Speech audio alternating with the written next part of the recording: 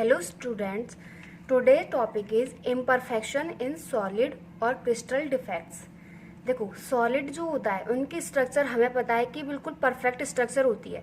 तो अगर किसी बाय चांस किसी वजह से सॉलिड की स्ट्रक्चर में कुछ भी चेंज आता है तो उसको हम बोलते हैं इम्परफेक्शन इन सॉलिड और crystal defect.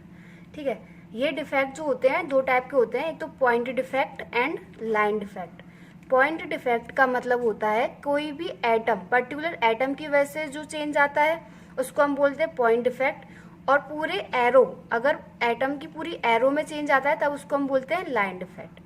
Basically point defect के अदर 3 टाइप्स होते हैं, stoichiometric defect, impurity defect and non stoichiometric defect. Stoichiometric का मतलब होता है, स्टाइक्योमेट्रिक ब्रांच होती है केमिस्ट्री की, इसके अंदर हम प्रोडक्ट एंड रिएक्टेंट की स्ट्रक्चर पता करते हैं। स्टाइक्योमेट्रिक बेसिकली इसका मतलब होता है कि कोई भी सॉलिड जो स्ट्रक्चर होती है वो बैलेंस रहती है, उनका आइडियल फॉर्मूला होता है क्रिस्टल का, तो कैसे बैलेंस रहती है उस स्ट्रक्चर को स्टाइक्योमेट्रिक स्ट्रक्चर कहते हैं। ठीक है, अब स्टाइक्योमेट्रिक डिफेक्ट भी 4 टाइप के होते हैं। पहला है वैकेंसी डिफेक्ट, सेकंड है industrial defect, third is Frenkel defect, fourth is Schottky defect. Vacancy defect and industrial defect दोनों जो होते हैं वो नॉन आयनिक के एग्जाम्पल होते हैं, कोई भी आयन प्रेजेंट नहीं होता, न्यूट्रल होते हैं ये।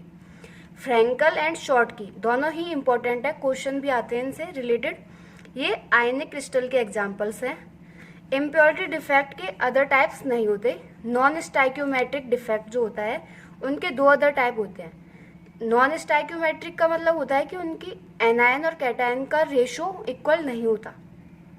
इसके 2 टाइप है, या तो मेटल एक्सेस हो जाएगा, मतलब मेटल जो होते हैं जिन पर पॉजिटिव चार्ज होता है वो बहुत ज़्यादा अमाउंट में बढ़ जाएंगे तब डिफेक्ट हो सकता है, या फिर मेटल जो है कम रह जाएंगे, मेटल डेफिशिएंसी, तब भी डिफेक्ट आ सकता है। मेटल एक्सेस भी 2 टाइप के होते हैं, या तो एनायन की वजह से होता है उसमें चेंज, या फिर कैटायन की वजह से। अब हम इन सभी के बारे में अलग अलग पढ़ते हैं। फर्स्ट हम टाइप लेते हैं वैकेंसी डिफेक्ट। वैकेंसी डिफेक्ट का मतलब होता है जैसे कोई भी स्ट्रक्चर है, ये स्ट्रक्चर है, इसमें पार्टिकल्स प्रेजेंट हैं सभी जगह। अगर कोई पार्टिकल एब्सेंट हो जाता है इस जगह से, कोई भी एटम यहाँ से चला गया तो या इसकी जगह क्या हो गई, खाली रह गई, तो इसलिए इसको बोला है वैकेंसी डिफेक्ट, कि कोई भी एटम चला जाएगा वैकेंसी कर देगा। देखो अब क्योंकि वैकेंट रह गई स्पेस, यहाँ पर कुछ भी एटम नहीं आया, मान लो यहाँ से भी चला गया, तो इसकी डेंसिटी क्या होगी, सॉलिड की डिक्रीज हो जाएगी, डेंसिटी सॉलिड की डिक्रीज हो जाएगी वैकेंसी डिफेक्ट से। Second is industrial defect. Second होता है इंडस्ट्रियल डिफेक्ट। इंडस्ट्रियल का मतलब होता है कि एटम के बीच में जो स्पेस होता है उसको हम बोलते हैं इंडस्ट्रियल स्पेस। तो अगर कोई एटम उन इंडस्ट्रियल स्पेस में आकर प्रेजेंट हो जाता है तो इसकी वजह से भी स्ट्रक्चर जो होती है इम्बैलेंस हो जाती है, इस टाइप को हम बोलते हैं इंडस्ट्रियल डिफेक्ट। अब अदर पार्टिकल उसमें जाकर ऐड हुआ है, इस वजह से इसकी डेंसिटी जो होगी वो इंक्रीज हो जाएगी। ये दोनों वैकेंसी डिफेक्ट और इंडस्ट्रियल डिफेक्ट दोनों की दोनों एग्जाम्पल हैं नॉन आयनिक क्रिस्टल्स के। अब हम पढ़ते हैं फ्रैंकल डिफेक्ट। फ्रैंकल डिफेक्ट जो होता है वो आयनिक होता है। आयनिक में इसमें positive ion and negative ion दोनों इक्वल अमाउंट में प्रेजेंट होते हैं, लेकिन ये जो इफेक्ट होता है वो स्मॉल साइज का जो आयन होता है उसके डिस्प्लेस होने से होता है। कोई भी देखो पॉजिटिव नेगेटिव सभी जो है इक्वल अमाउंट में प्रेजेंट है। अगर कोई स्मॉल साइज एनायन या कैटायन यहाँ से डिस्प्लेस हो जाता है और इंडस्ट्रियल स्पेस में आकर प्रेजेंट हो जाता है, तब इस टाइप के डिफेक्ट को हम बोलते हैं फ्रैंकल डिफेक्ट। इसके एग्जाम्पल हैं AgCl, AgBr। इसमें दोनों की यही ध्यान रखना है कि इसमें positive and negative ion equal amount में प्रेजेंट होते हैं और स्मॉल आयन जो होता है वो ही लेफ्ट करता है। फोर्थ डिफेक्ट का एग्जाम्पल है शॉर्टकी डिफेक्ट। शॉर्टकी डिफेक्ट भी एनायनिक का ही एग्जाम्पल होता है, इसमें एनायन ही प्रेजेंट होते हैं। फोर्थ है शॉर्टकी डिफेक्ट, ये भी आयनिक की वजह से ही होता है। देखिए अब इसमें क्या होता है, लेकिन इक्वल नंबर में ही अमाउंट इक्वल अमाउंट में ही पॉजिटिव एंड नेगेटिव आयन जो होते हैं लेफ्ट करते हैं। तो ये स्ट्रक्चर जो रहती है इनकी बैलेंस रहती है। जितने भी एग्जाम्पल बताए ये अभी तक ये चारों एग्जाम्पल है स्टाइक्योमेट्रिक, मतलब इनकी स्ट्रक्चर में चेंज ज़्यादा नहीं आता। इसमें पॉजिटिव देखिए, यहाँ पर नेगेटिव का स्पेस था, ये नेगेटिव वाला रिप्लेस कर गया और ये पॉजिटिव वाला रिप्लेस कर गया। तो इक्वल अमाउंट में ही आयन रिप्लेस करते हैं। फ्रैंकल डिफेक्ट में क्या होता है, इसमें अमाउंट स्मॉल साइज का डिस्प्लेस होता है बट वो इंटरस्टियल स्पेस में ही आकर प्रेजेंट हो जाता है। इनके एग्जाम्पल हैं KCl,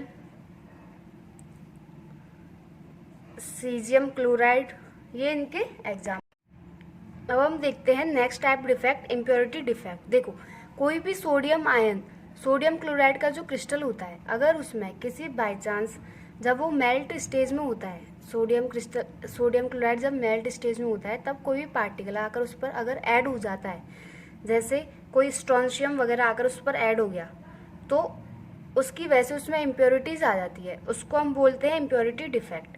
देखो, अब सोडियम आयन जो होता है उस पर पॉजिटिव चार्ज होता है 1, स्ट्रोंशियम पर पॉजिटिव चार्ज होता है 2। तो एक स्ट्रोंशियम आयन जो होता है 2 सोडियम आयन को रिप्लेस करता है। इसमें ये बात ध्यान रखनी है कि एक जो होगा स्ट्रोंशियम आयन वो 2 सोडियम आयन को रिप्लेस करेगा। इसकी वजह से एक तो उसकी जगह पर आ जाएगा, एक स्पेस और वैकेंट रह जाता है, इसको बोलते हैं हम इम्प्योरिटी डिफेक्ट। इसका एग्जाम्पल हो जाएगा NaCl। बस NaCl में इसकी वजह से इम्प्योरिटीज आ जाती हैं, इसलिए इसको बोलते हैं हम इम्प्योरिटी डिफेक्ट। नेक्स्ट डिफेक्ट है non stoichiometric defect. Non stoichiometric defect जो होते हैं उनकी स्टाइक्योमेट्री मतलब स्ट्रक्चर में चेंज आ जाता है, उनकी में स्ट्रक्चर जो होती है स्टेबल नहीं होती। इसके ये 2 रीजन से हो सकता है, या तो मेटल जो होगी उसमें बहुत ज़्यादा अमाउंट में हो जाएगी, एक्सेस हो जाएगी, या फिर मेटल जो होगी उसमें डेफिशिएंसी हो जाएगी या कम हो जाएगी उसमें मेटल। अब इसके भी 2 रीजन थे, या तो कैटायन की वजह से या फिर एनायन की वजह से। देखो, सबसे पहले हम देखते हैं कि एनायन की वजह से कैसे होता है। NaCl जो स्ट्रक्चर होती है, अगर हम NaCl को इन्वायरमेंट में मेल्ट करते हैं तब क्या होता है, NaCl के बहुत सारे पार्टिकल्स प्रेजेंट होते हैं, ठीक है। उन पार्टिकल्स के बीच में क्या होगा कि सोडियम जब हम इसको गर्म कर रहे हैं तो उसके ऊपर NaCl की पार्टिकल्स के ऊपर एक लेयर बन जाएगी Na की। बहुत सारे सोडियम के आयंस वहाँ पर कलेक्ट हो जाएंगे, ओनली Na की। ये है वेपर, इसमें ये सोडियम जो है आयन स्टेज में नहीं है, ओनली Na की स्टेज में ही है। यहाँ पर ये कैटायन में चेंज अभी नहीं हुए, कोई भी स्ट्रक्चर है इसमें अभी चेंज नहीं हुई, सिर्फ ओनली Na की फॉर्म में ही है। अब देखो, यहाँ पर जो क्लोराइड आयन होंगे वो जो एनवायरनमेंट में सोडियम आयन की लेयर आकर जहाँ पर डिपॉजिट हो गई है उनसे आकर ये रिएक्शन करेंगे। अब ये वाला मान लो क्लोराइड आयन इसके साथ रिएक्ट करेगा, रिएक्ट करने के बाद ये सोडियम कन्वर्ट हो जाएगा Na+ में, कन्वर्ट हो गया Na+ में। और जब ये सोडियम आयन Na+ में कन्वर्ट होता है तब ये एक इलेक्ट्रॉन को डिनोट करता है, बाहर डोनेट कर देगा इलेक्ट्रॉन को, और जो यहाँ पर स्पेस वैकेंट हुआ था वो उस जगह पर ये इलेक्ट्रॉन आ जाएगा और बैलेंस स्ट्रक्चर को करेगा। ये है बिकॉज ये एनायन की वजह से हुआ है, इसलिए ये एनायन का ही एग्जाम्पल हो गया। एक बार और समझो इसको, जब NaCl जो पार्टिकल्स प्रेजेंट होते हैं तो एनवायरनमेंट में जब गर्म करते हैं तो उनकी लेयर उसके ऊपर आकर डिपॉजिट हो जाती है। अभी ये ओनली सोडियम के फॉर्म में, अभी ये कैटायन के फॉर्म में नहीं आई। जब ये क्लोराइड आयन जो होते हैं उनके साथ रिएक्ट करेंगे तब ये सोडियम कैटायन का फॉर्म करेंगे, और कैटायन का फॉर्म करने के बाद ये एक इलेक्ट्रॉन को डोनेट करते हैं, तभी तो उनके ऊपर पॉजिटिव चार्ज आएगा। और इस स्ट्रक्चर को बैलेंस करने के लिए जो इलेक्ट्रॉन यहाँ पर बना है वो उस क्लोराइड की जगह पर आ जाएगा ताकि स्ट्रक्चर उनकी बैलेंस हो जाए। कैटायन का हम एग्जाम्पल देखते हैं, जिंक ऑक्साइड। जब हम जिंक ऑक्साइड को गर्म करते हैं तो पहले ये वाइट कलर का होता है, गर्म करने के बाद ये येलो कलर में कन्वर्ट हो जाता है। येलो कलर में कन्वर्ट होने के लिए Zn+2 का फॉर्मेशन होता है एंड हाफ O2 बनती है। और बिकॉज 2 आयन यहाँ पर आए हैं तो 2 इलेक्ट्रॉन इसने डोनेट किए तभी तो 2 पॉजिटिव चार्ज आया इसके ऊपर। अब जो ऑक्सीजन है इसमें वो तो एनवायरनमेंट में रिलीज हो जाती है, और देखो अब ऑक्सीजन तो चली गई, अब यहाँ पर कौन सा चार्ज बचे, पॉजिटिव चार्ज। इसकी वजह से ये कैटायन की वजह से डिफेक्ट आया है। ये कैटायन का डिफेक्ट हो गया। एक बार और देखते हैं। जिंक ऑक्साइड जब पहले होता है वाइट कलर का, फिर जब हम इसको हीट करते हैं तब ये येलो कलर में कन्वर्ट हो जाता है और जिंक +2 बनाता है। और हाफ O2 जो होती है इसमें वो एनवायरनमेंट में रिलीज हो जाएगी, बिकॉज 2 कैटायन बने हैं इसमें, इसलिए 2 इलेक्ट्रॉन ये डोनेट करते हैं बैलेंस करने के लिए स्ट्रक्चर। ये इसका एग्जाम्पल हो जाएगा। और ये इसमें क्या होता है, जो जिंक बना वो इंटरस्टेनल स्पेस में आकर कलेक्ट हो जाता है और ये इलेक्ट्रॉन भी जो होते हैं बैलेंस करने के लिए इंटरस्टेनल स्पेस जो इनके बीच का स्पेस होता है यहाँ पर आकर डिपॉजिट हो जाता है ताकि स्ट्रक्चर बैलेंस रहे।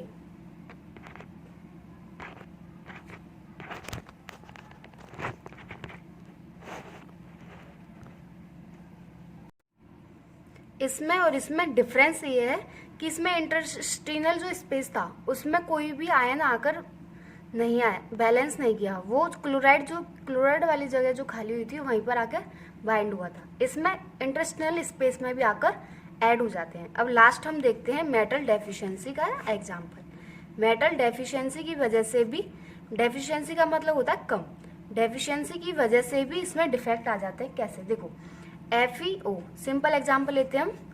FeO का एग्जाम्पल लेते हैं। जब FeO को हम गर्म करते हैं, FeO में क्या होता है, ये दोनों इक्वल अमाउंट में है, Fe + O, और इनका रेशियो होगा 1:1।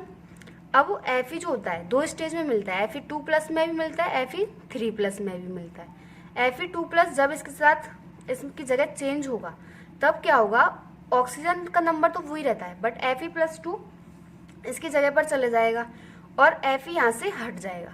तो उसकी वजह से ये मेटल जो है Fe की वो जगह खाली रह जाएगी, इसलिए इसको बोलते हैं मेटल डेफिशिएंसी। देखो कैसे खाली रह जाएगी, जैसे यहाँ पर पॉजिटिव चार्ज है, ये negative, positive negative, positive negative, positive. अब Fe की जगह यहाँ से खाली हो जाएगी, कोई भी डिस्प्लेस हो गया, यहाँ से डिस्प्लेस हो गया और Fe+2 आकर बाइंड हो गया, तो उसकी वजह से जो स्पेस खाली रहा है, इसलिए इसको बोलते हैं मेटल डेफिशिएंसी का एग्जाम्पल। ये टॉपिक कंप्लीट हुआ। Thank you.